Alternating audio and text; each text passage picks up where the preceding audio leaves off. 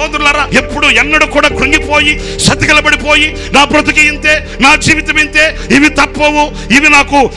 పుట్టుదల నుంచి వచ్చినవి అని అలజడిపాలు కావాల్సిన అవసరం లేదు. కానీ ఎవరు ఏ పరిస్థితులలో, ఎవరు ఏ స్థితిగతుల మధ్య, ఎలాంటి అలజడుల మధ్యలో ఒకవేళ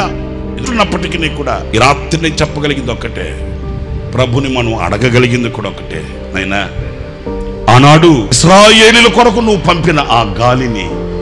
ఈ రాత్రి మా కొరకు నువ్వు పంపు ప్రభు అని నువ్వు అడగగలిగితే, ఆనాడు ఇశ్రాయేలీయులు మోషే కదా ప్రభు సన్నిధిలో అర్జించినట్లు, కోరుకున్నట్లుగా, ప్రార్థించినట్లుగా ఈ రాత్రి ఆయన పాదాలు పట్టుకొని నీవు కోరుకోగలిగితే నీ శత్రువులను సీసం కదా మునిగినట్లు ముంచివేయగలిగిన దేవుడు, నీవు వెనుకకు తిరిగి చూస్తే నీ కంటి చూపు మేరలో శత్రువు కనబడని ఒక నెమ్మదిని, విశ్రాంతిని, ప్రశాంతతను అనుగ్రహించు దేవుడు నిశ్చయముగా మన మధ్యలో ఉన్నాడు. ఆయన పేరు నజరేయుడైన యేసు.